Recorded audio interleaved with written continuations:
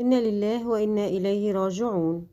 مشاهد من الصلاة على الراحلة أمي زروق وسط حضور غفير في مشهد مهيب يسوده الحزن والحسرة، حيث أكدت وسائل إعلام موريتانية وفاة الشابة أمي زروق زوجة المصور المشهور مولاي المهدي جراء حادث سير مؤلم على طريق مطار نواكشوط. وتصدر خبر الوفاة مواقع التواصل الاجتماعي خلال الساعات الماضية، حيث عم الحزن الشديد في الشارع الموريتاني والعربي. وأكدت وسائل إعلام وفاة الشابة أمي زروق، فيما لا يزال زوجها المصور مولاي المهدي فاقدا للوعي، وجرى نقله إلى إحدى المستشفيات المحلية من أجل تلقي العلاج بشكل سريع وعاجل اليوم.